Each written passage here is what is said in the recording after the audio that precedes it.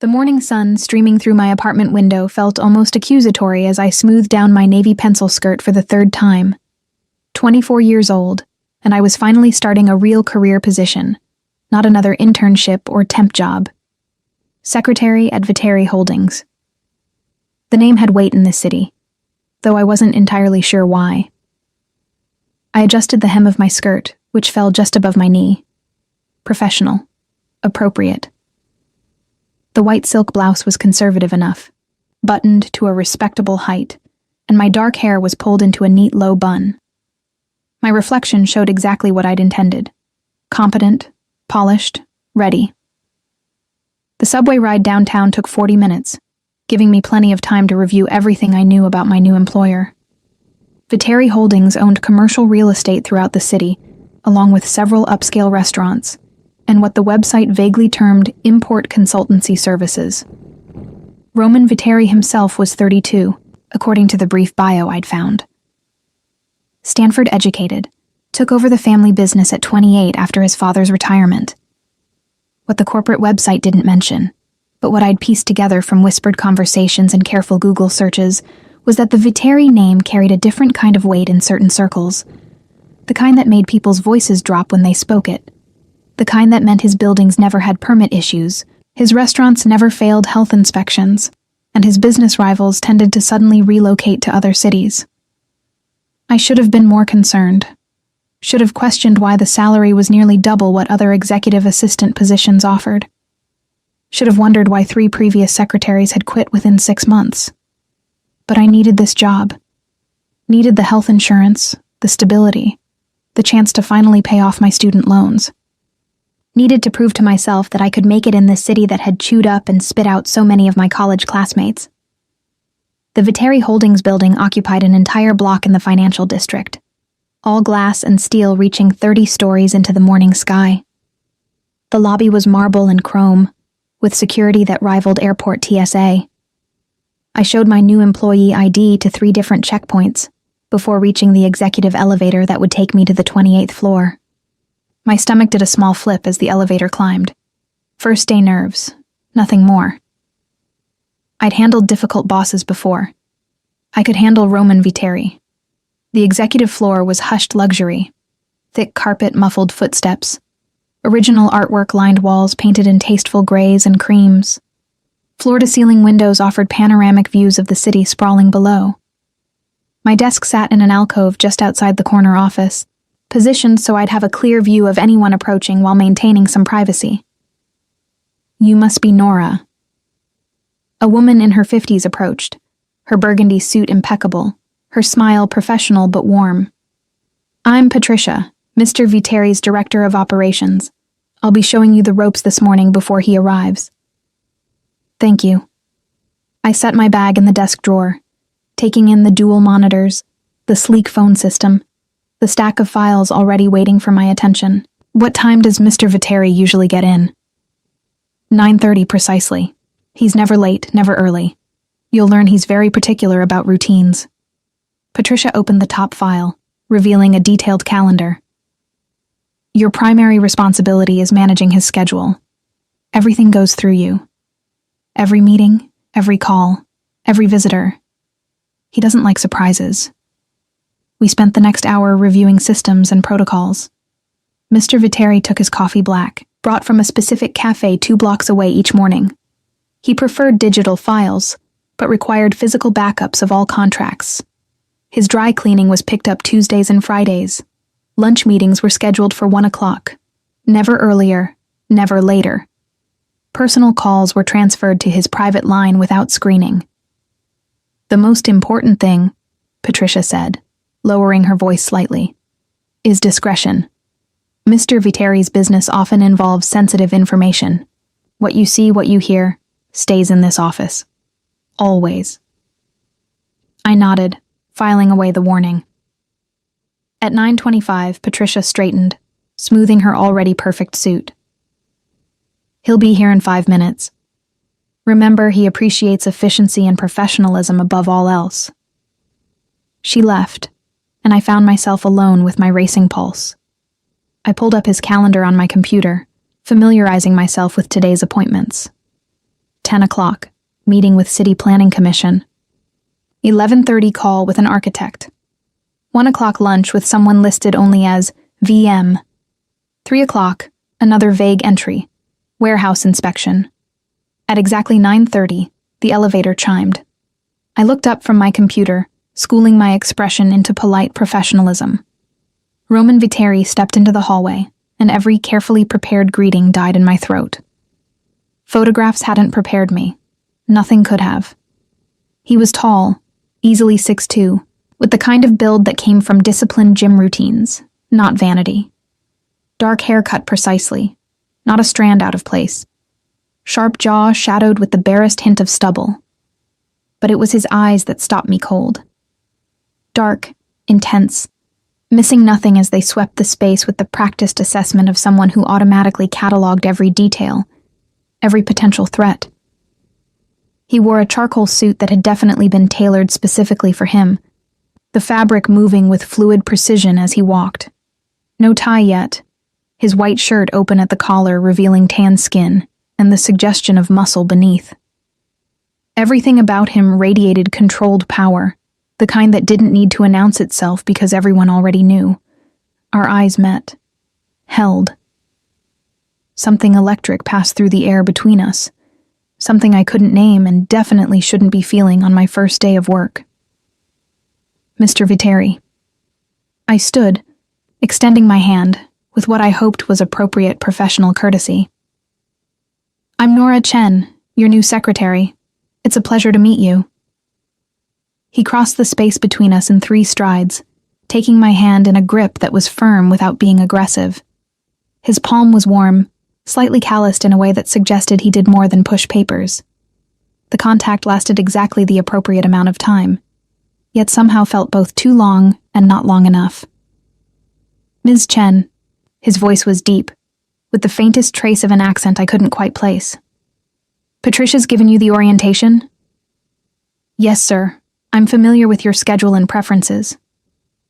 His gaze traveled over me then, a quick but thorough assessment that I felt like a physical touch. His jaw tightened almost imperceptibly, a muscle jumping beneath the skin. When his eyes returned to mine, something had shifted in them. Something darker. Come into my office. Not a request. He was already moving, expecting me to follow. I grabbed my tablet and a pen, trailing him into the corner office. It was exactly what I'd expected. Massive desk positioned to face the windows, giving him both the view and the psychological advantage of having visitors backlit. Built-in shelves held leather-bound books and what looked like ancient artifacts. The art on the walls was original, probably worth more than my annual salary.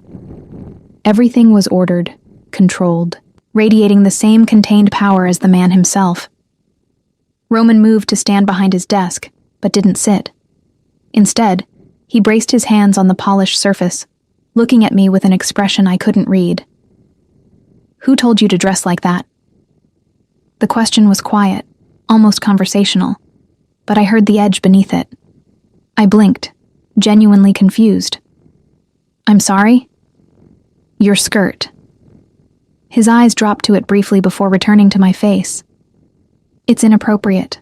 Heat flooded my cheeks, equal parts embarrassment and indignation. I looked down at my outfit, which I'd selected specifically for its professionalism. The skirt was navy blue, modest in length, paired with a conservative blouse and sensible heels. I don't understand. This is standard business attire. For a nightclub, perhaps. His voice remained level, but tension radiated from every line of his body. Not for my office. Something sparked in my chest then. Not fear, though maybe it should have been. Not quite anger, though that was part of it. Something else.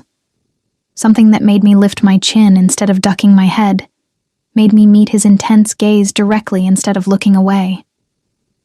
This skirt is well within professional standards, Mr. Viteri. It's neither too short nor too tight. I kept my voice steady, professional, but I didn't back down. If you have specific dress code requirements beyond standard business formal, I'd be happy to review them. For a moment, silence filled the office. Roman's eyes narrowed slightly, studying me with renewed intensity. I stood my ground, heart pounding but refusing to show it. I'd dealt with difficult bosses before, men who tried to use their authority to make women uncomfortable. I wouldn't let this job, no matter how much I needed it, turn me into someone who accepted that behavior without question. You're right. The admission came quietly, surprising me. The skirt is professional. I apologize. He turned away then, moving to the windows that overlooked the city. With his back to me, some of the tension left his shoulders, though his posture remained rigid. I have high standards for this office, he continued, still not looking at me. Sometimes I'm perhaps too particular. Understood, sir. I waited, uncertain if I should leave or stay. The moment felt strange, charged with something I didn't understand. He turned back, his expression once again controlled, professional. Your first task, reschedule my 10 o'clock. Something's come up. Move it to tomorrow, same time. Then order lunch for the 1 o'clock meeting.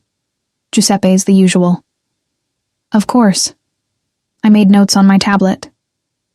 Will there be anything else? Not at the moment.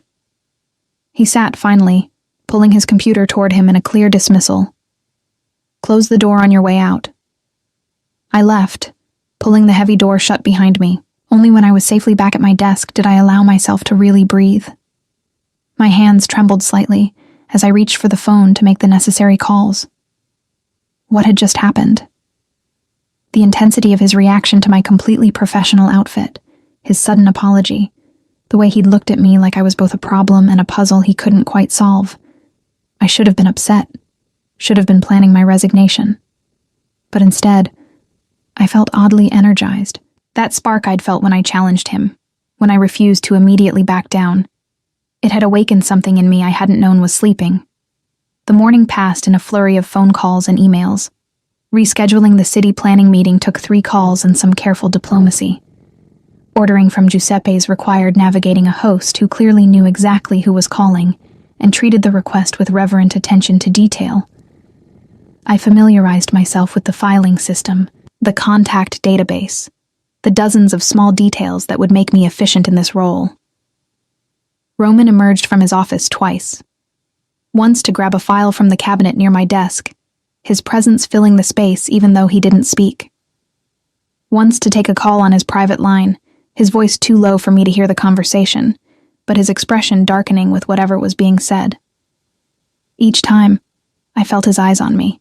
Brief glances that shouldn't have meant anything but somehow felt weighted with the same intensity as that initial confrontation. At 11:15, a delivery arrived. Not his dry cleaning or his coffee. A large boutique shopping bag with tissue paper and a discreet logo I recognized as belonging to one of the city's most exclusive women's clothing stores. The delivery woman smiled professionally. For Ms. Chen, courtesy of Mr. Viteri. I signed for it automatically, too shocked to do otherwise. Once alone, I pulled aside the tissue paper to reveal a skirt. Designer, beautiful, in a soft charcoal gray that would coordinate with dozens of blouses. I checked the tag. My size exactly. The length was nearly identical to the one I was wearing. A small card nestled in the tissue paper. I opened it to find a single sentence in bold, masculine handwriting. An apology for my poor manners this morning. RV. I stared at the skirt, at the card, trying to process what this meant. He'd apologized verbally, then followed it up by buying me expensive clothing that wasn't actually different from what I'd been wearing. Was this a peace offering? A power play? Both? I should return it. Should walk into his office right now and politely decline such an extravagant and inappropriate gift from my brand new employer. But my fingers traced the soft fabric, and I thought about the intensity in his eyes when he'd looked at me, the way something had sparked between us in those charged moments. Instead of returning it, I carefully folded the skirt back into its tissue paper and placed the bag in my desk drawer. I'd decide what to do with it later. Right now, I had work to focus on.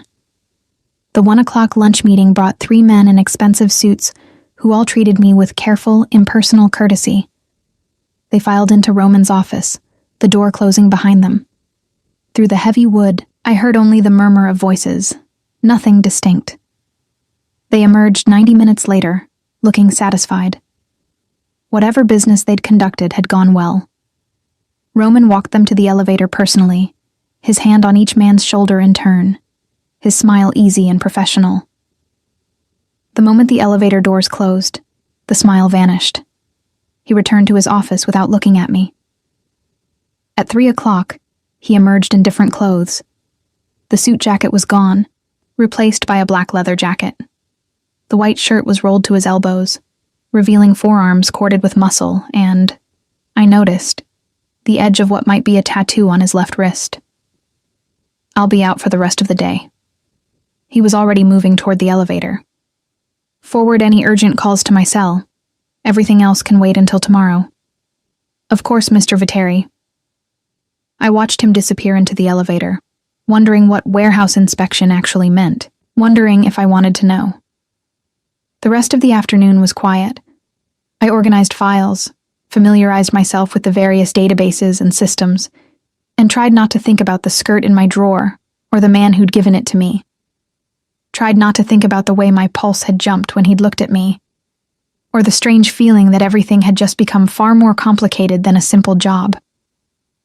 At 5:30, I gathered my things, locked my computer, and headed for the elevator.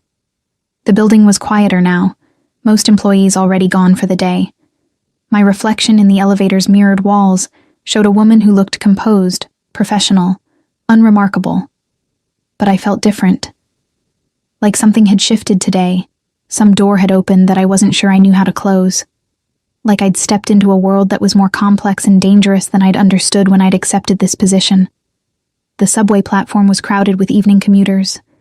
I found a spot against a pillar, pulling out my phone to mindlessly scroll through news while waiting for the train. A text came through from an unknown number. Thank you for your professional handling of today's challenges. You did well for your first day. RV. I stared at the message, my heart doing something complicated in my chest. He had my personal number. Of course he did. He probably had access to every detail of my life, background check and beyond. But the fact that he'd used it, that he'd reached out after hours. I typed and deleted 3 different responses before settling on something safe and professional. Thank you, Mr. Viteri. I look forward to tomorrow. The response came immediately. Roman. After hours, call me Roman. The train arrived before I could figure out how to respond to that.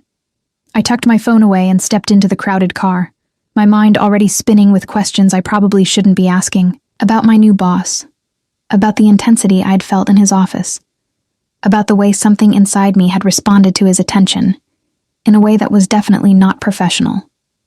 Tomorrow, I told myself. Tomorrow I'd establish better boundaries, maintain appropriate distance, be the perfect professional secretary.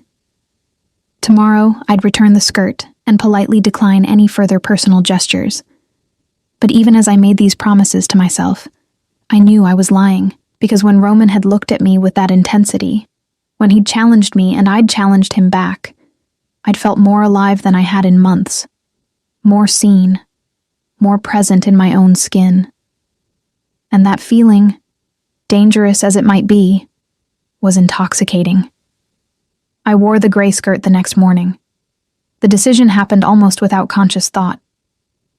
I told myself it was practical. The skirt was beautiful, expensive, and would pair perfectly with the cream blouse I'd planned to wear. Told myself returning it would be awkward, might insult Roman after his apology. Told myself a dozen reasonable justifications that didn't quite cover the real truth. I wanted to see how he'd react. The subway ride felt longer than yesterday, anticipation coiling in my stomach like a spring wound too tight. I'd spent half the night replaying our interactions, analyzing every word, every look. The intensity in his eyes when he'd criticized my outfit. The way his jaw had tightened. The unexpected apology, both verbal and material. The text message that had shifted our relationship from purely professional to something less defined. Call me Roman. I'd turned those words over in my mind until sleep finally claimed me near dawn. What did it mean? Was it simply a powerful man preferring informality after hours? Or was it something else? An invitation into a space that existed outside the normal employer-employee boundaries? The Viteri Holdings building looked different in the early morning light, more imposing somehow. I'd arrived 15 minutes early, wanting to be settled before Roman arrived at his precisely 9:30 routine. Patricia was already at her desk on the executive floor when I emerged from the elevator. "Good morning, Nora." Her eyes flickered briefly to my skirt, and something that might have been approval crossed her features. "Coffee? Please." I set my bag at my desk, powering up the computer. "Anything I should know about today's schedule?" "Mr. Viteri has a morning meeting with the construction union representatives. Could get contentious." She handed me a perfectly prepared cappuccino. "And he's asked that you sit in, take notes." I must have looked surprised because Patricia smiled slightly. "He doesn't usually have his secretary attend meetings, but he specifically requested your presence for this one. Consider it a learning opportunity. Or a test," I thought, sipping the coffee. A chance to see how I handled pressure, conflict, the reality of whatever business Roman actually conducted beyond the corporate facade. At 9:28, I heard the elevator chime. My pulse quickened traitorously as Roman stepped into the hallway, and I hated myself a little for the reaction. He wore navy today, the suit jacket perfectly tailored, the crisp white shirt beneath it open at the collar, in that way that somehow looked both casual and deliberately controlled. His dark hair was slightly damp, like he'd recently showered, and I caught a hint of his cologne. Something expensive with notes of cedar and spice. Our eyes met. His gaze dropped immediately to my skirt, and I watched his expression shift through several emotions too quickly to name. His jaw tightened. His hands, I noticed, clenched briefly at his sides before he consciously relaxed them. "Ms. Chen." His voice was carefully neutral. "Good morning." "Good morning, Mr. Viteri." I kept my tone professional, but I didn't look away. Didn't duck my head or apologize for wearing his gift. Just met his eyes steadily, letting him see that I'd made a choice. "The skirt suits you." He moved past me toward his office, and I caught the barest hint of tension in his shoulders. "The union representatives will be here in 20 minutes. Bring your tablet." He disappeared into his office, leaving me alone with my racing heart and the knowledge that something had definitely shifted between us. The skirt wasn't just clothing anymore. It was a statement, a response to an unspoken question, a piece moved in whatever game we were apparently playing. Patricia appeared at my elbow. He seemed pleased. Did he? I turned to my computer, pulling up the necessary files for the meeting. Roman isn't easy to read, but I've worked for him for 8 years. Trust me, he's pleased. She paused. "Be careful, Nora." The warning was gentle but clear. I looked up at her, finding concern in her eyes. Careful of what? Roman Viteri is a complicated man. Powerful, brilliant, loyal to those he trusts. She lowered her voice. But his world isn't like other people's. The rules are different. The stakes are higher. And getting close to him means accepting things that someone with your background might find difficult. Someone with my background. Translation. Someone not born into the subtle violence of organized power. Someone who still believed the world operated according to laws and ethics, and clear boundaries between right and wrong. "I understand," I said, even though I wasn't sure I did. "Thank you for the warning." She nodded and left, and I was alone with my thoughts until the elevator chimed again. 4 men emerged, all broad-shouldered and thick-necked, wearing suits that looked uncomfortable on their muscular frames. Union representatives, clearly, but there was something else about them. A hardness in their eyes, a way of moving that suggested they were used to physical confrontation. "Gentlemen?" I stood, gesturing toward the waiting area. "Mr. Viteri will be with you shortly. Can I offer you coffee?" They settled into the chairs, declining refreshments with curt shakes of their heads. I informed Roman of their arrival through the intercom, then gathered my tablet and pen, steeling myself for whatever was about to happen. Roman emerged, his expression pleasant, but his eyes sharp. "Gentlemen, thank you for coming." He shook hands with each man, his grip firm, his body language radiating controlled confidence. "Please, come in."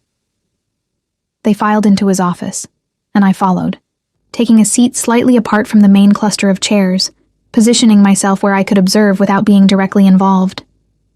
Roman settled behind his desk, the massive piece of furniture giving him both physical and psychological dominance. "So," he steepled his fingers, his gaze moving from face to face.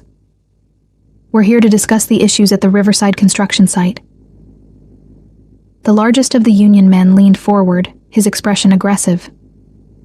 "Issues? That's one word for it.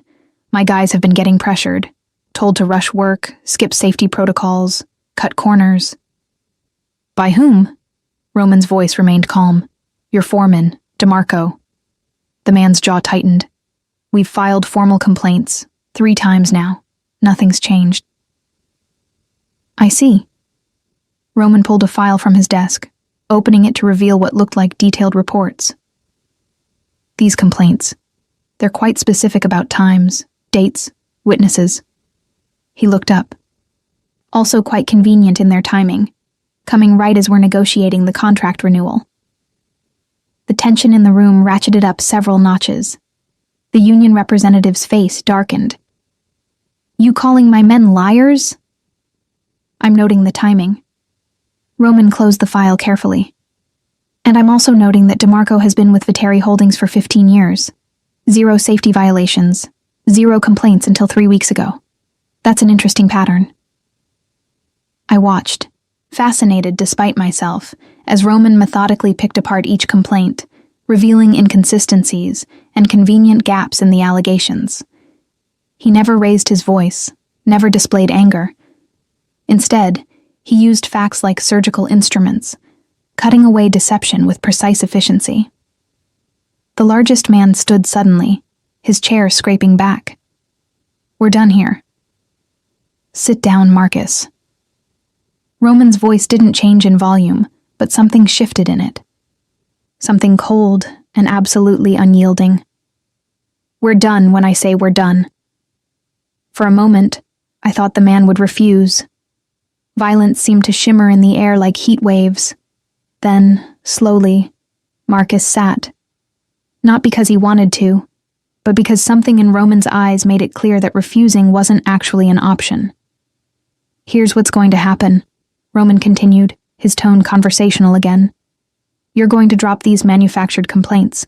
I'm going to pretend I don't know that Castellano put you up to this, trying to leverage labor issues to force me to sell him the Riverside property."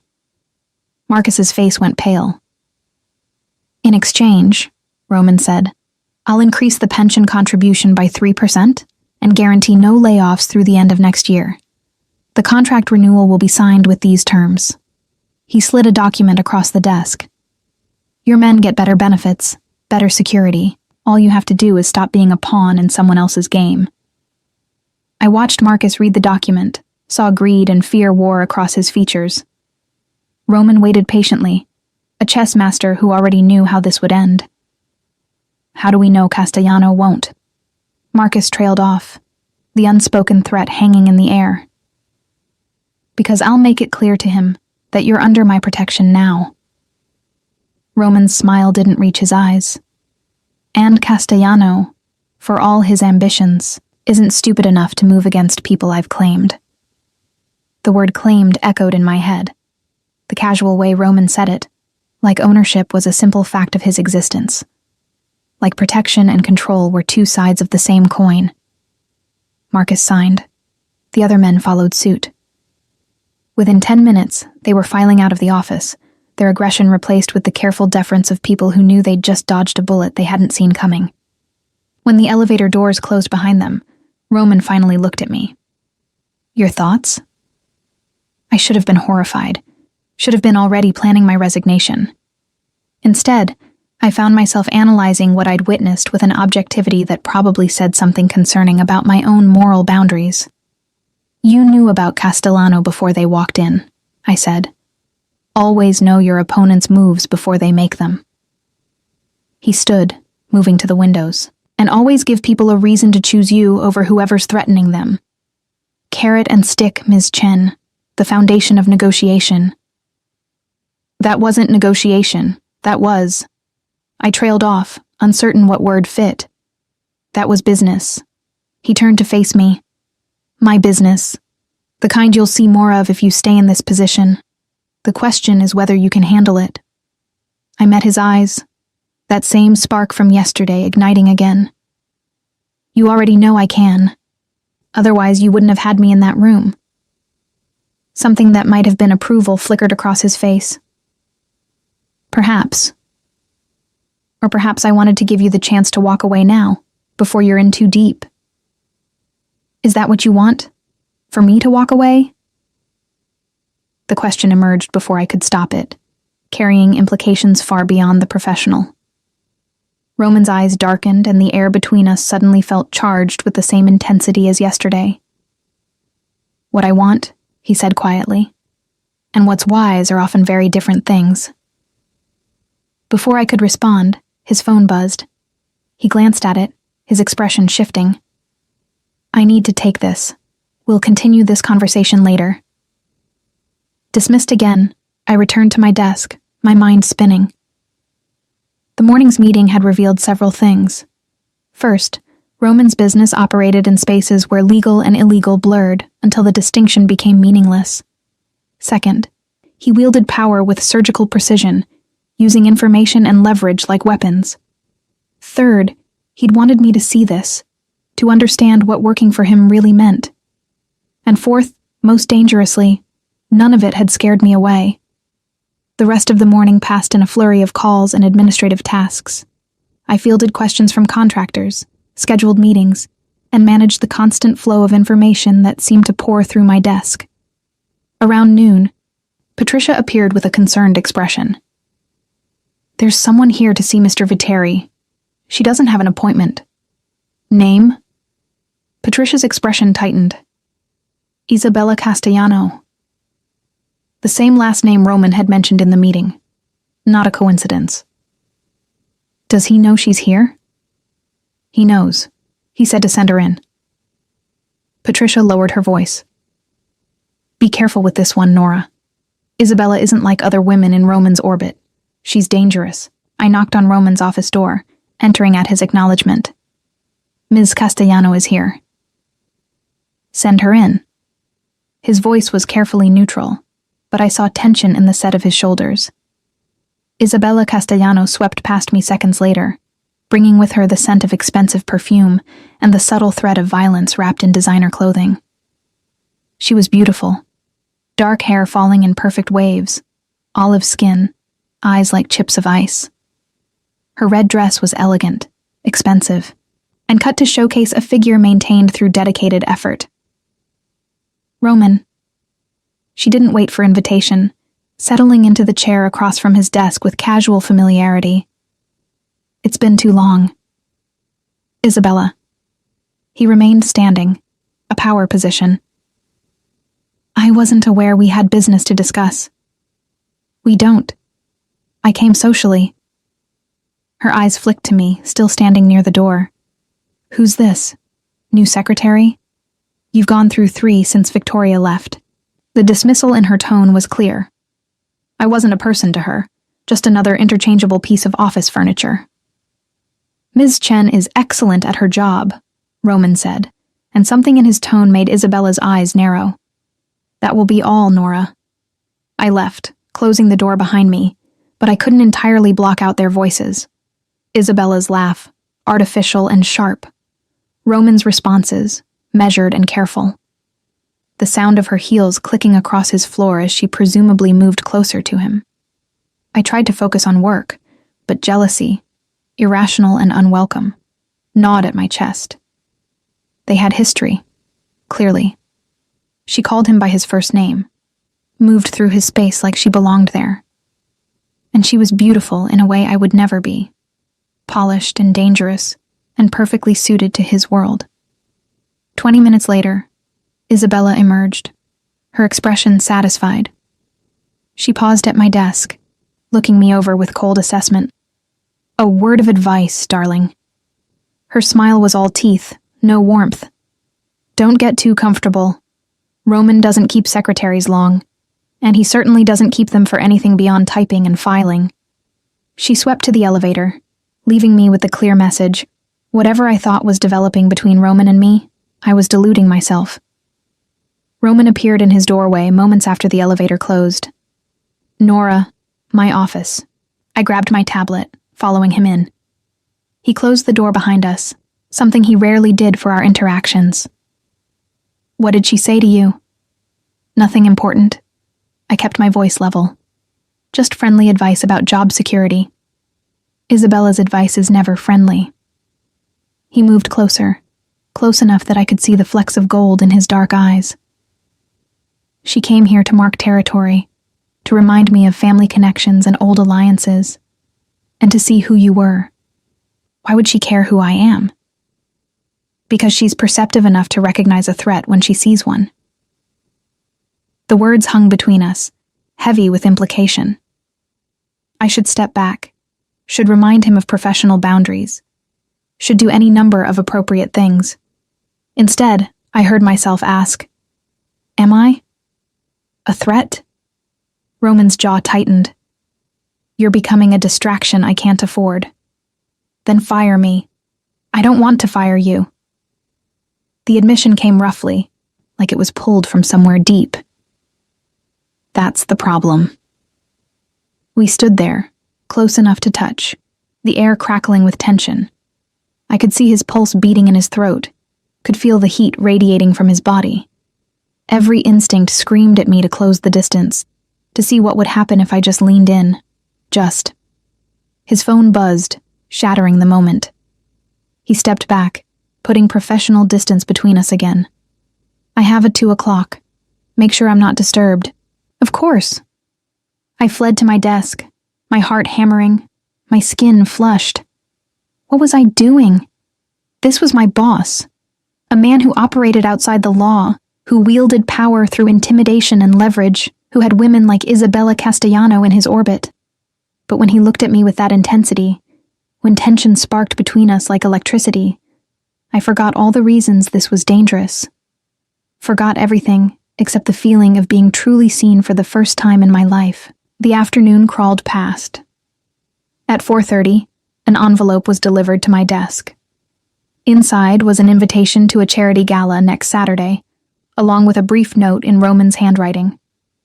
The foundation requires my attendance. I need someone I trust to accompany me professionally. Dress will be provided. R. I stared at the invitation, understanding the subtext. He was asking me to attend a social event with him, in front of the entire elite of the city, with people like Isabella Castellano. This was crossing a line, moving from professional into something else entirely. I should decline, should maintain boundaries, should protect myself from whatever complicated game was playing out between us. Instead, I found myself walking to his door, knocking softly. At his acknowledgement, I entered. I accept. Roman looked up from his computer, something like satisfaction crossing his features. Good. Patricia will coordinate the details. I should have left then. But instead, I heard myself ask, why me? You could take anyone to this event. Someone from your world. Someone who understands the rules. He stood, moving around his desk toward me. That's exactly why not them.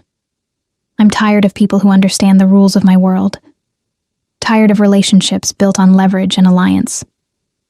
He stopped close enough that I had to tilt my head back to maintain eye contact. You look at me like I'm a person, not a name or a position. Do you have any idea how rare that is? You are a person, I said softly. A complicated one, maybe. A dangerous one, definitely. But still just a person. Just a person. He smiled without humor. No one's called me that in a long time, Nora. The use of my first name sent warmth through my chest. I should get back to work. Probably wise. But he didn't move, didn't step back, just continued looking at me with that intensity that made breathing difficult. I left his office on shaky legs, settling back at my desk. I should quit, should run from whatever was developing between us before it consumed me entirely. But even as the thought formed, I knew I wouldn't. Because somewhere between yesterday's confrontation and today's charged moments, I'd stopped being just his secretary. I was becoming something else, something dangerous and thrilling and completely unprecedented in my carefully ordered life. And God help me, I wanted to see where it led. The week leading up to the gala passed in a blur of heightened awareness. Every interaction with Roman felt weighted, loaded with the unspoken tension that had been building between us since my first day. He found reasons to call me into his office for discussions that could have happened over email. I found myself adjusting my skirt when he looked at me, smoothing my hair, small unconscious gestures that I only recognized after the fact. Wednesday brought another confrontation, this time over something trivial, a scheduling conflict I'd had to resolve without his direct input. He'd been short with me, criticizing my decision-making in a tone that would have wounded me a week ago. Instead, I'd felt that familiar spark ignite. "You hired me to manage your schedule," I'd said, meeting his eyes across his desk. "Which requires making judgment calls. If you want someone who asks permission for every decision, you hired the wrong person." His eyes had darkened with something that looked like desire. Maybe I did. But he hadn't fired me. Instead, he dismissed me with a wave of his hand, and I'd caught him watching me walk away, his expression unreadable. Thursday, Patricia pulled me aside during my lunch break. We sat in the small executive break room, just the two of us with the door closed. "You're playing with fire," she said without preamble. "I've seen how he looks at you, how you look at him." I didn't bother denying it. "I know it's complicated. Complicated doesn't begin to cover it." She stirred her coffee, choosing words carefully. Roman's last serious relationship ended 3 years ago. Her name was Victoria. She was beautiful, from the right family, understood his world. What happened? She tried to use him, passed information to a rival family, thinking she could play both sides. Patricia's expression hardened. Roman found out. I don't know exactly what happened after that, but Victoria left the city and never came back. And Roman swore he'd never let anyone close enough to hurt him again. The warning was clear. Roman didn't just guard his heart, he'd locked it away entirely. And I was foolish to think I could be different. "I'm not trying to hurt him," I said quietly. "I don't think you are. But intentions don't matter much in his world. Results do." She reached across the table, squeezing my hand. "Just be careful, Nora. Roman is capable of great loyalty and great ruthlessness. Sometimes it's hard to tell which side you're on until it's too late." Friday afternoon, a delivery arrived. Not a shopping bag this time, but 3 large garment boxes with the logo of the city's most exclusive formal wear boutique.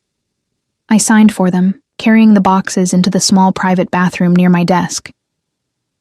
Inside the first box was an evening gown that took my breath away. Deep emerald green silk that would complement my dark hair, cut to be both elegant and subtly sensual. The second box held matching shoes, delicate strappy things that probably cost more than my monthly rent. The third held a jewelry box containing diamond earrings and a matching bracelet that caught the light like captured stars. A card rested on top of the jewelry. "For tomorrow night, wear your hair down. R." I stared at the treasures laid out before me, understanding what they represented. Roman was dressing me, shaping me to fit into his world. I should have been offended by the presumption. Instead, I found myself imagining his reaction when he saw me in this dress, with these diamonds catching light against my skin. I was in dangerous territory. I knew it. But I couldn't seem to make myself care. Saturday arrived with unusual warmth for the season. I spent the morning at a salon Patricia had recommended, letting professionals shape my hair into soft waves that cascaded down my back, apply makeup that enhanced without overwhelming, pamper my hands and feet until they were smooth and polished. The woman in the mirror when they finished looked like someone else. Someone sophisticated and confident. Someone who belonged in Roman's world.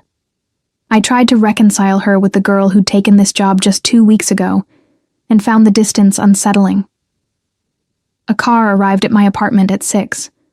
Not Roman's usual driver, but a different man who introduced himself as Marcus and helped me into the back of a sleek black sedan. The drive to Roman's building took 15 minutes through early evening traffic. Marcus escorted me through a private entrance I'd never used before, past security who nodded respectfully, into a private elevator that required a key card to access. We rose to the top floor, the penthouse level that I'd known existed but never seen. The elevator opened directly into Roman's home, and I stepped into a space that was somehow both exactly what I'd expected and completely surprising. The main living area was all floor-to-ceiling windows overlooking the city, modern furniture in blacks and grays, artwork that was probably worth millions. But there were personal touches too. Books that looked actually read, a vintage chess set positioned mid-game, photographs on a side table showing a younger Roman with people I assumed were family. "He'll be down in a moment," Marcus said, gesturing to the expansive leather sofa. "Can I bring you anything?" "I'm fine, thank you." He nodded and disappeared, leaving me alone with my racing thoughts. I moved to the windows, looking out at the city sprawling below. How many times had I looked up at buildings like this from street level, never imagining I'd stand inside one? "You wore your hair down." I turned to find Roman descending the stairs from what must be the second floor. He wore a tuxedo that fit him like a second skin, the traditional black and white somehow making him look even more dangerous, more controlled, more completely out of my league. "You asked me to." I managed to keep my voice steady, despite the way my pulse had jumped at the sight of him. His eyes moved over me slowly, taking in every detail of the dress, the diamonds, the carefully styled hair. When his gaze finally returned to mine, the intensity in it stole my breath. "You're beautiful." The words came quietly, almost reluctantly, like he hadn't meant to say them aloud. "The dress is beautiful," I corrected. "The diamonds are beautiful. I'm just the mannequin." He crossed the space between us in 3 strides, stopping close enough that I could smell his cologne, feel the heat radiating from his body. "No, the dress and diamonds are just decoration. You're what makes them worth looking at." My heart hammered against my ribs. We stood there too close, the city lights glittering behind us, the air crackling with tension that had been building for 2 weeks. "Roman," I started, though I wasn't sure what I meant to say. "We should go." He stepped back, offering his arm with formal courtesy that felt like a shield against whatever had almost happened. "The car is waiting." I took his arm, letting him guide me to the elevator. The ride down was silent, heavy with unspoken words. Marcus held the car door, and I slid into the back seat, Roman settling beside me with careful distance between us. The gala was being held at one of the city's most historic hotels, all marble columns and crystal chandeliers. We joined the stream of formally dressed guests making their way inside, and I felt eyes turn toward us, assessing, calculating, wondering who I was and what I meant to Roman Viteri. "Ignore them," Roman murmured near my ear. "They're carrion birds looking for weakness to exploit." "Comforting," I replied, and felt rather than saw his smile. Inside, the ballroom was stunning. Soaring ceilings, massive chandeliers, tables draped in white linen and set with more silverware than any meal could possibly require. A small orchestra played in one corner. Waiters circulated with champagne and delicate hors d'oeuvres.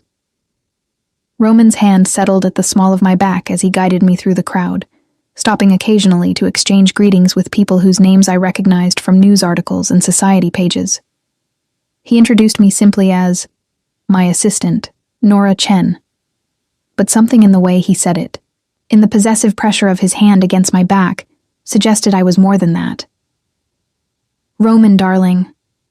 Isabella Castellano materialized from the crowd, resplendent in a red dress that probably cost more than my car. Her eyes raked over me with cold assessment. "I see you brought your secretary. How practical." "Isabella." Roman's voice was coolly polite. "You look well. I look exceptional." She turned her attention fully to me. "That's a lovely dress, dear. Did Roman pick it out for you?" The condescension was subtle, but clear. I smiled, channeling every ounce of confidence the dress and diamonds gave me. He has excellent taste. In clothing, certainly. Isabella's smile was all edges. "Tell me, Nora, what does one do at a charity gala when one isn't actually part of the social circle? It must be terribly boring for you." "I'm finding it educational," I replied evenly. "I'm learning a lot about the difference between class and breeding." Roman's hand tightened slightly against my back. Warning or approval, I couldn't tell. Isabella's eyes narrowed dangerously. How delightfully direct. "Roman, you've found someone with a spine. Let's see how long that lasts." She drifted away, leaving tension in her wake. "You didn't have to engage with her," Roman said quietly. "She engaged with me first. I'm not going to stand there and take being insulted." I looked up at him. "Even if it costs me this job." Something flickered in his eyes. "It won't cost you your job, but it might cost you peace. Isabella doesn't forget slights." "Then we have something in common." He actually smiled then, genuine warmth breaking through his usual control. "Come on. Let's get champagne and I'll introduce you to people who won't immediately try to destroy you." The next hour passed in a blur of introductions and small talk. Roman stayed close, his hand never leaving the small of my back, his attention split between conversations and monitoring me with an intensity I felt even when he wasn't looking directly at me. I met the mayor, who was surprisingly charming.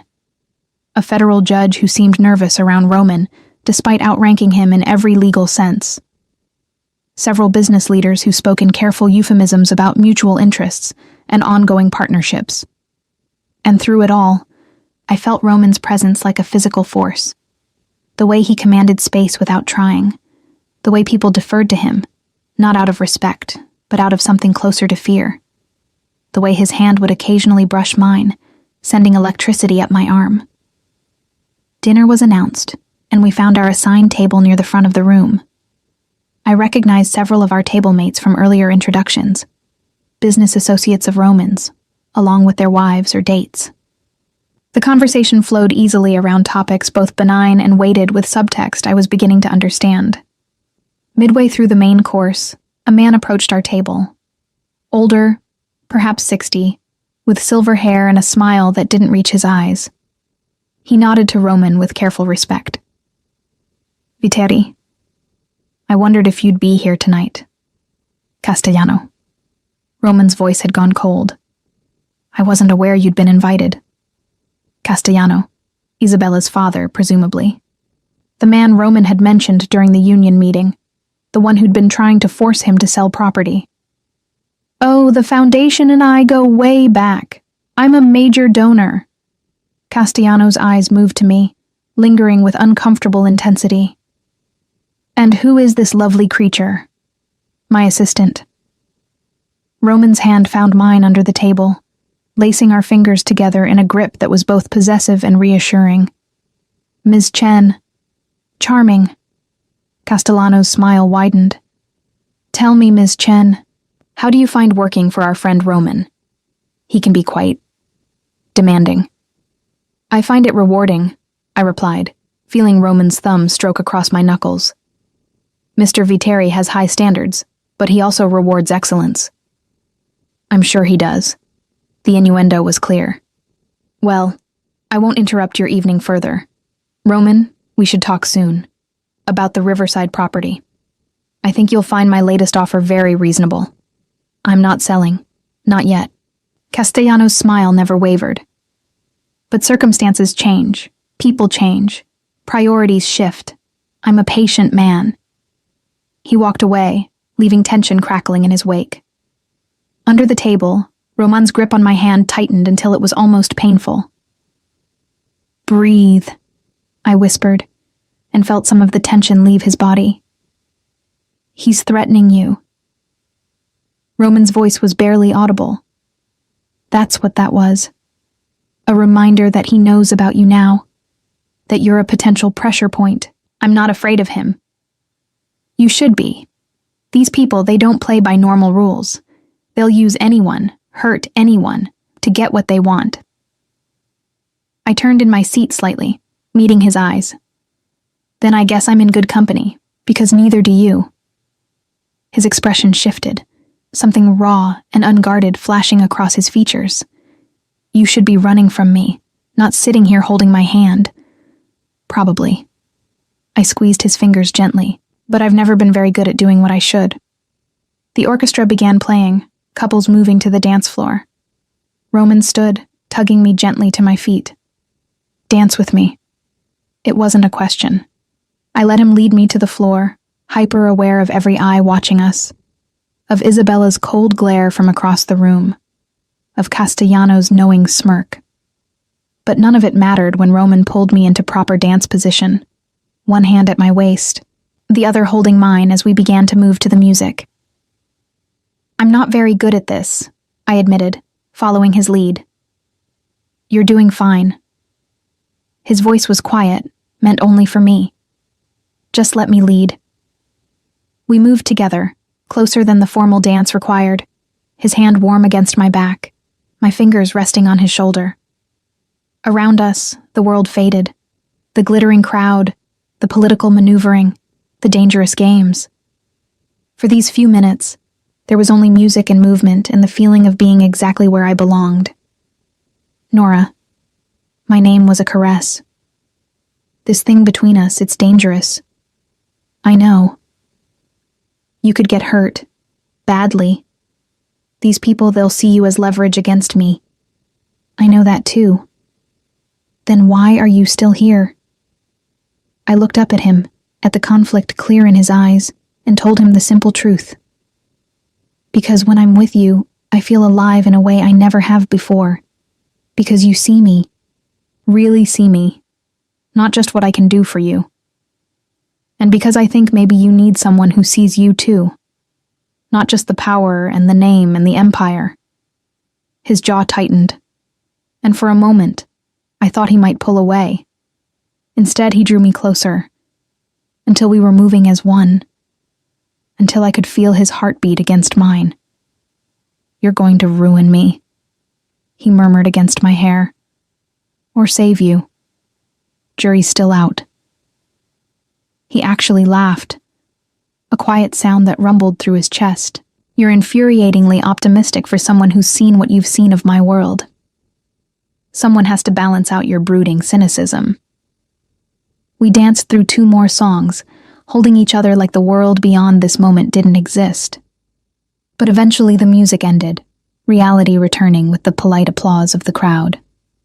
Roman led me back to our table, but before we could sit, Castellano appeared again, this time with Isabella on his arm.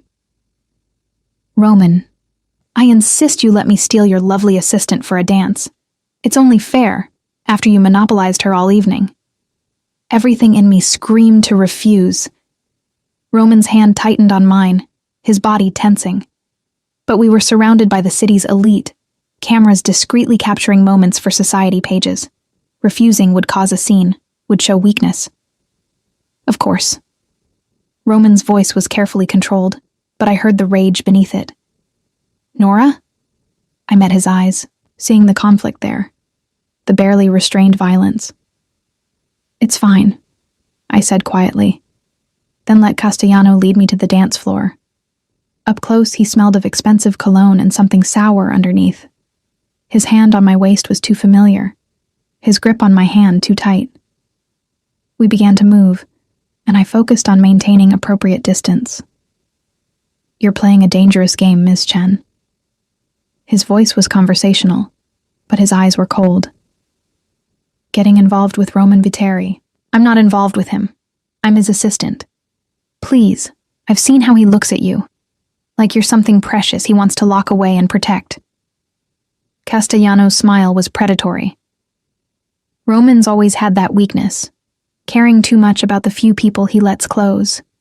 It makes him vulnerable. I'm sure I don't know what you mean. Of course not. His hand on my waist shifted lower, too familiar. Here's some friendly advice. Roman's world isn't kind to innocents. The last woman he cared about ended up leaving the city with a significant limp and no desire to ever return. Is that really the future you want? Victoria. Patricia's story about Roman's ex. Fear clawed at my throat, but I kept my expression neutral. Thank you for the concern, but I can take care of myself. Can you? His grip tightened painfully. Because from where I'm standing, you're just another piece on the board, and Roman will sacrifice you the moment it's strategically advantageous. The music ended. I pulled away from him, stepping back. The only person trying to use me as a piece on the board is you, Mr. Castellano, and I'm not interested in playing.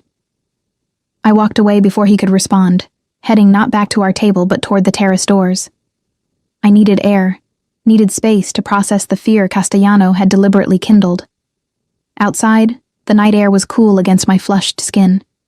I leaned against the balustrade, looking out at the city lights. He threatened you. Roman's voice came from behind me. I hadn't heard him approach, but I wasn't surprised he'd followed. He tried to scare me. Did it work? I turned to face him. He stood in shadow, his expression unreadable, tension radiating from every line of his body. Should it have? Yes. He moved closer, into the light spilling from the ballroom. Everything he said is true, Nora. My world is violent and dangerous. People I care about get hurt, and I'm not sure I'm good enough to resist using you the way he suggested. Then let me make that decision. I closed the distance between us, placing my hand on his chest, feeling his heart thunder beneath my palm. Stop trying to protect me from you. I'm not a child. I'm not stupid. I see exactly what you are, and I'm still here. You're seeing what I let you see. The business meetings, the negotiations. You haven't seen the rest. The violence. The things I've done to maintain power. Then show me. Trust me enough to see all of it. He grabbed my wrist, his grip firm but not painful. You don't know what you're asking. I know exactly what I'm asking. I'm asking you to stop treating me like I'm fragile. I'm asking you to stop deciding what I can handle. I'm asking you to let me in. We stood there, locked in silent battle, his eyes searching mine for something I hoped he'd find. Around us, the night wrapped close, the sounds of the gala a distant murmur. Finally, he spoke. Come with me tomorrow. I have business to conduct. The kind I normally hide from people like you. You want to see my world? Really see it? I'll show you. All right. You might not like what you see. Probably not. I didn't look away. Show me anyway. His thumb stroked across my racing pulse. You're either very brave or very foolish. Can't I be both? The corner of his mouth lifted in something that wasn't quite a smile. We should go back inside. People will talk. Let them. Nora. My name was a warning and a caress. You're making this very difficult. Good. You deserve to be challenged. He released my wrist but didn't step back. We stood close enough to kiss, close enough that I could see the conflict warring in his eyes. Want versus wisdom. Desire versus duty. Tomorrow, he said finally. I'll send a car at 10. Wear jeans and boots. Where we're going, the dress won't help. I'll be ready. We returned to the ballroom together, his hand once again at the small of my back, branding me as his in front of everyone watching. Isabella's eyes followed us with cold calculation. Castellano's smile was knowing and predatory. But I didn't care, because tomorrow, Roman would show me the truth, the darkness he'd been protecting me from. And then I'd finally understand exactly what I was getting myself into. The thought should have terrified me. Instead, I felt only anticipation. Whatever came next, I was ready for it. The black SUV arrived at exactly 10. Marcus at the wheel again. I climbed into the back wearing my most worn jeans, practical boots, and a leather jacket I'd owned since college. Roman sat in the far corner, dressed similarly down to the dark jeans and fitted black Henley that revealed arms more muscular than his suits suggested. "Good morning?" I settled into the seat, noting the tension in his posture. "Morning." He didn't look at me, his gaze fixed on something outside the window. "Last chance to change your mind." Not changing my mind. He nodded once and we pulled into traffic. The drive took us away from the gleaming downtown towers, through neighborhoods that grew progressively more industrial. Warehouses replaced office buildings. Chain-link fences lined empty lots. The few people on the streets had the hard look of those who'd learned to survive in places where law enforcement was more rumor than reality. We stopped at a large warehouse complex surrounded by razor wire fencing. Security guards, Roman's men, clearly, opened gates to let us through. Marcus parked near a loading dock, where several other vehicles were already present. "Stay close to me," Roman said as we exited the vehicle. "Don't speak unless I tell you to. These men respect strength, not kindness." I nodded, following him into the warehouse. Inside, the space was cavernous and dimly lit. Shipping containers were stacked along one wall. A group of men stood near the center, surrounding something I couldn't see clearly. They parted as Roman approached, revealing a man kneeling on the concrete floor, hands bound behind his back, blood streaming from his nose. My stomach turned, but I kept my expression neutral. "Mr. Viteri." One of Roman's men stepped forward. He finally admitted it. He's been skimming for 6 months. About 40,000 total. Roman circled the kneeling man slowly, his movements predatory. "Tommy, we've known each other a long time, haven't we?" "Roman, please." The man's voice was thick with fear and blood. "I can explain." "I'm sure you can." Roman's voice was conversational, almost friendly.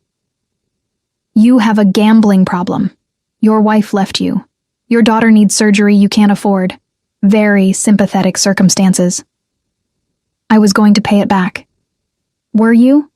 Roman stopped in front of him. "Or were you going to keep stealing until I noticed, then disappear like the coward you are?"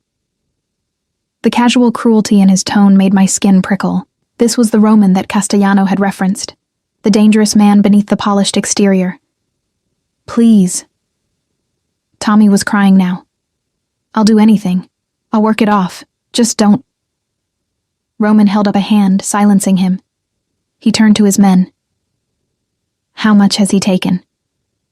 42,000, give or take. "Double it, 84,000. That's what he owes now."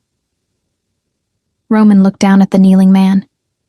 "You're going to work for me until it's paid off, every dollar accounted for. And Tommy, if you steal even a penny more, if you run, if you even think about betraying me again." He didn't finish the threat. He didn't need to. The implications were crystal clear. "Thank you." Tommy collapsed forward, sobbing. Thank you. Get him out of here." Roman walked away, heading toward an office at the back of the warehouse. I followed, feeling the eyes of every man in the room on me. Inside the office, Roman moved to a wall safe, spinning the combination with practiced ease. He pulled out several thick envelopes, setting them on the desk. "That wasn't what you expected." It wasn't a question. "You were merciful," I said. "He thought you'd kill him." I considered it. Roman's tone was matter of fact. Theft is usually punishable by death in my organization. But Tommy has 3 kids and a sick daughter. Killing him would have been satisfying but counterproductive. "So you'll work him like a slave instead." His eyes snapped to mine, sharp with warning. "Would you prefer I'd put a bullet in his head? Because I can still arrange that." "No." I held his gaze. I'm just noting that mercy in your world comes with strings attached. Everything in my world comes with strings attached. He gestured to the envelopes on the desk, including this. Protection money from businesses in the warehouse district.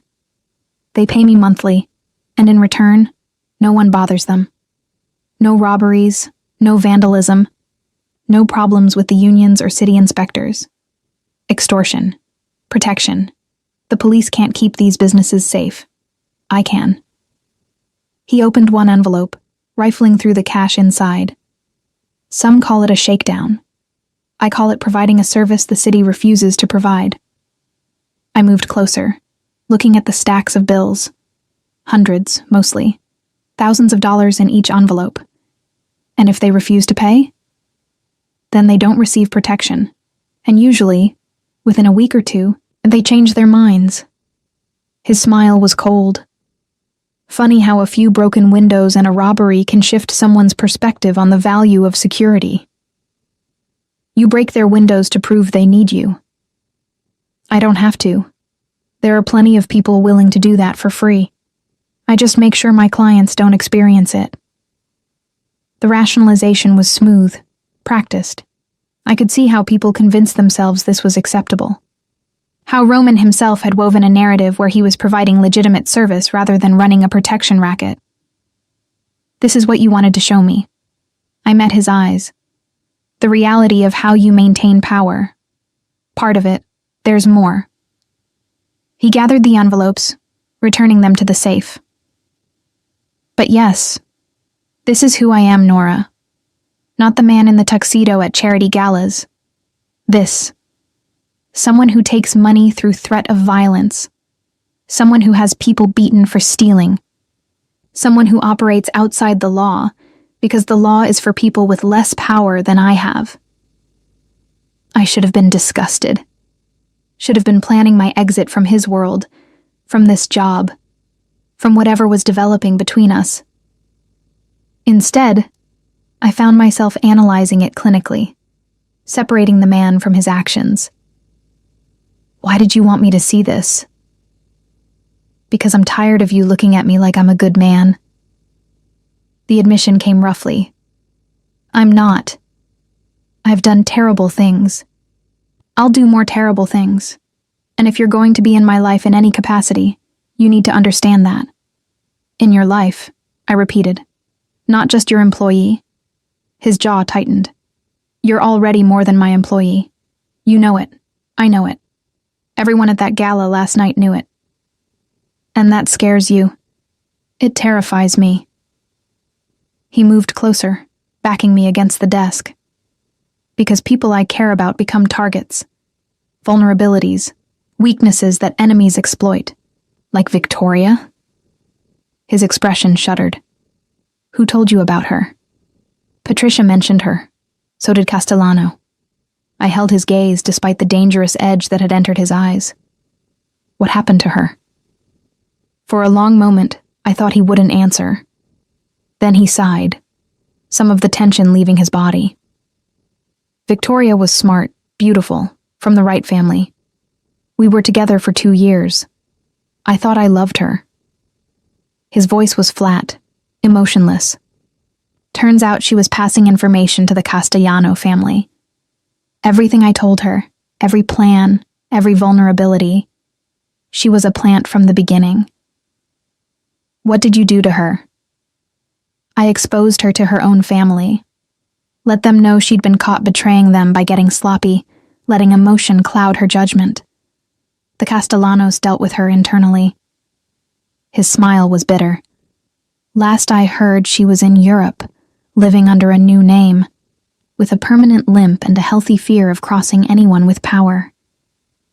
Did you love her? I thought I did. But now I'm not sure I even knew her well enough to love her. He reached up, tucking a strand of hair behind my ear with surprising gentleness. That's why this terrifies me. With you, I don't know what's real and what's just mutual attraction mixed with adrenaline and bad decisions. Maybe it doesn't have to be one or the other. Maybe it's both. Maybe. His thumb traced my jawline. But if I let myself care about you, really care, and you turn out to be another Victoria. I'm not her. Prove it. The challenge hung between us. I understood what he was asking. Trust had to be earned in his world, demonstrated through action rather than words. And I had no proof to offer except my presence here, my willingness to see the darkness and not run. I will, I said quietly. Give me time, and I'll prove it. His phone buzzed, breaking the moment. He checked it, his expression darkening. We need to go. There's a problem at the docks. We returned to the SUV, Marcus already having the engine running. The drive to the waterfront took 20 minutes, tension thick in the vehicle. Roman made several calls, his voice clipped and angry, though he kept the details vague. The docks were a maze of shipping containers and cranes, the air thick with salt and diesel. Marcus navigated to a section that looked abandoned, parking near a warehouse with broken windows and graffiti-covered walls. Stay in the car. Roman's tone brooked no argument. Roman, this is different. This is dangerous, even for me. You stay here, or Marcus drives you home right now. I nodded reluctantly, watching him exit the vehicle and disappear into the warehouse with 4 of his men. Marcus remained behind the wheel, his attention fixed on the building, his hand resting on what I realized was a gun in a shoulder holster. Minutes crawled past. 5, 10. I strained to hear anything over the ambient sounds of the docks, but the warehouse remained silent. Then gunfire erupted. 3 shots in rapid succession, the sound sharp even through the SUV's heavy doors. Marcus swore, reaching for his phone. More shots, shouting, the sounds of chaos. The warehouse door burst open, and Roman's men emerged, half carrying someone between them. Roman brought up the rear, his shirt torn and blood on his knuckles, but moving under his own power. Marcus was out of the vehicle instantly, opening the back door. They loaded the injured man into the 3rd row of seats. I could see now it was one of Roman's guards, blood soaking through his shoulder. Roman climbed in beside me, his breathing harsh. Drive. Now. Marcus didn't need to be told twice. We peeled away from the docks as sirens began wailing in the distance. What happened? I asked, trying to keep my voice steady. Ambush. The Castellanos. Roman pulled out his phone, making another call. They were waiting for us. Someone tipped them off about the shipment coming in today. The implication was clear. He had a leak in his organization. Someone close enough to know his schedule, his shipments, his movements. The injured man groaned from the back seat, and I turned to look at him. He was young, maybe 30, his face pale with blood loss. He needs a hospital, I said. Can't. Gunshot wounds get reported. Roman was still on his phone, coordinating something. We have a doctor who handles this. He could die before we get there. Then he dies. Roman's voice was flat. That's the job. He knew the risks. The callousness shocked me into action. I unbuckled my seatbelt, climbing into the back row despite Marcus's protest. The injured man's eyes were unfocused, his breathing shallow. What's your name? I asked, pressing my hands against his shoulder to slow the bleeding. Marco. The word came out weak. Marco Santino. Okay, Marco. Stay with me. You're going to be fine. I looked at Roman. How far to this doctor? 10 minutes. He doesn't have 10 minutes. Pull over. Now. Nora. Pull over or he bleeds out in your car. Your choice. Something in my tone must have convinced him. He ordered Marcus to stop at a gas station we were passing. While Roman went inside to buy supplies, I kept pressure on Marco's wound, talking to him to keep him conscious. Roman returned with a first aid kit. I used it to pack the wound properly, applying pressure bandages that would hold until we reached the doctor. It wasn't perfect medical care, but it would keep him alive. When we finally arrived at an unmarked building in an industrial area, a gray-haired man was waiting. He helped us get Marco inside, into what looked like a well-equipped medical suite, hidden behind the facade of a closed factory. He'll live, the doctor said after examining Marco. Lost a lot of blood. but the bullet went through clean. I'll keep him here tonight. Make sure there's no infection. Outside, Roman leaned against the SUV, his face drawn with exhaustion and anger. I approached him carefully, unsure what to say. You saved his life, he said without looking at me. Marco's been with me for 5 years, has a wife and a baby daughter. He finally turned to face me. Thank you. You shouldn't have to thank me for basic human decency. In my world, basic human decency is often in short supply. He straightened, some of the tension leaving his shoulders. You're full of surprises, Nora Chen. I worked as an EMT during college, trauma response training. I hadn't thought about those days in years. The summer I'd spent riding ambulances and learning to handle emergencies. Guess it came back when I needed it. Still, you stayed calm under pressure, challenged me when I was being cold. His eyes searched mine. You're not what I expected when I hired you. What did you expect? Someone competent but forgettable. Someone who would manage my schedule and stay invisible. His smile was wry.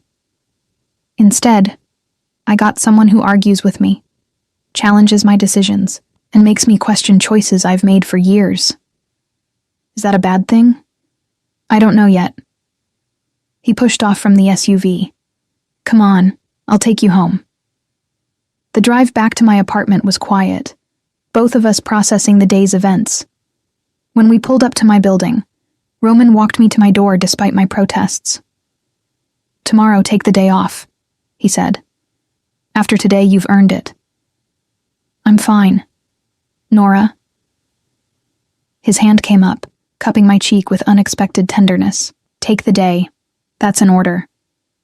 Before I could respond, he leaned in and pressed his lips to my forehead, a gesture somehow more intimate than a kiss. Then he was gone, leaving me standing in my doorway with my heart racing and my world fundamentally shifted. I'd seen Roman's darkness today. The violence, the moral compromises, the casual acceptance of brutality. And instead of running, I'd stayed. I'd helped. I'd proven myself in his world. The question was, what came next? Monday, I defied Roman's order and went to work. His expression when I walked in at 8:30 was a mixture of exasperation and something that looked like pride. Over the following weeks, I became more integrated into his world. He stopped hiding the nature of his business, letting me sit in on meetings that ranged from legitimate real estate deals to negotiations that were clearly anything but legal. I learned the language of his empire, the euphemisms, the unspoken rules, the careful dance of power and violence. Isabella Castellano became a recurring problem. She appeared at the office unannounced, called at odd hours, made it clear she viewed me as temporary and disposable. But Roman never entertained her advances, never gave her the attention she so obviously craved. She's trying to create division, Patricia explained one afternoon. The Castellanos want Roman rattled, off balance. You're the easiest target. Let them try. I'd grown bolder in my time with Roman, more confident in my place in his world. One evening, Roman invited me to his penthouse for dinner. Not business, just us. I arrived to find the space transformed with candles, soft music, the city lights glittering beyond the windows. I've been thinking, he said over wine and pasta he'd cooked himself. About us. About what this is. What do you think it is? Dangerous. Complicated. Probably a terrible idea. He set down his fork, meeting my eyes. And completely inevitable. Inevitable? He stood, moving around the table to pull me to my feet. From the moment you walked into my office in that navy skirt, challenging me with those eyes, I was lost. I just didn't want to admit it. His kiss was everything I'd imagined and more. Claiming, possessive, but also surprisingly tender. We moved to the couch, to the bedroom, the night unfolding in ways that felt both new and strangely familiar. Later, lying in his arms with the city spread beneath us, he murmured against my hair, You've ruined me for anyone else." "Good," I replied, and felt his chest rumble with laughter. But happiness in Roman's world was never simple. 2 weeks later, everything changed. I was leaving work late, documents for the morning meeting tucked in my bag. The parking garage was mostly empty, my footsteps echoing off concrete. I didn't hear them approach until hands grabbed me, a cloth covering my mouth and nose, chemical smell, darkness. I woke in a basement, bound to a chair, head pounding. Across from me sat Castellano himself, Isabella standing behind him like a vengeful shadow. "Finally awake," Castellano said pleasantly. "We have so much to discuss, Ms. Chen, starting with exactly how much you mean to Roman Viteri." The ransom call came to Roman at 3 a.m. I knew because he told me later, his voice raw with an emotion I'd never heard from him before. Fear. What I experienced in that basement was terror unlike anything I'd known. Castellano's questions, Isabella's cold enjoyment of my situation, the hours that stretched with no sense of time or hope. But I didn't break. Didn't give them the information they wanted about Roman's operations, his plans, his vulnerabilities. Every time they pressured me, I thought about Marco bleeding in the SUV, about the way Roman had looked at me in his office, about the choice I'd made to stay in his world. Roman came for me with an army. The assault was swift, brutal, efficient. Gunfire, shouting, chaos.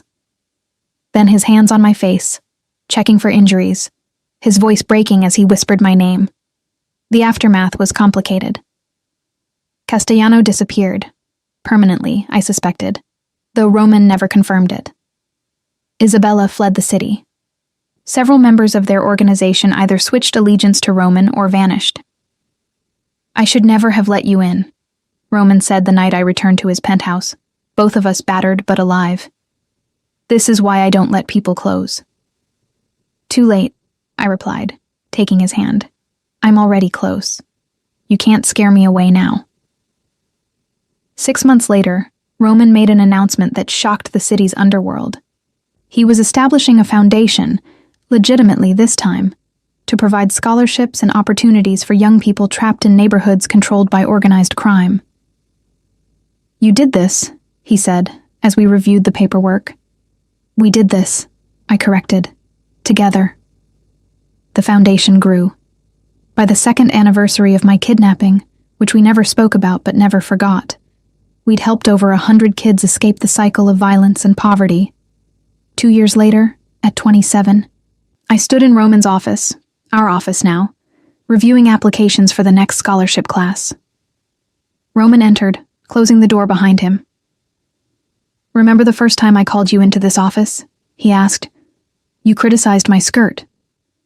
I smiled, adjusting the hem of the considerably shorter skirt I wore now, chosen deliberately to provoke exactly the reaction I got. His eyes darkening with desire, mixed with that possessive edge that still made my pulse race. "I was an idiot," he crossed to me, pulling me into his arms. "Trying to push you away before I admitted how much I wanted you close."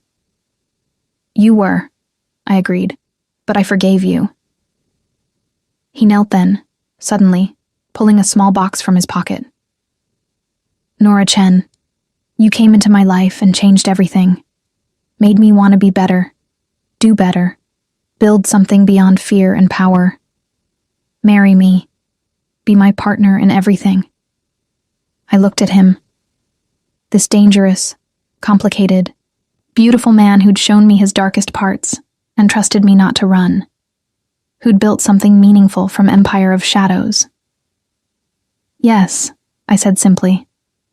"Always yes." He stood, sliding the ring onto my finger, kissing me with the same intensity as that first time in his penthouse. Outside, the city spread before us, full of possibilities. We'd started with a skirt and a challenge, built something from darkness and desire, and somehow, impossibly, found light.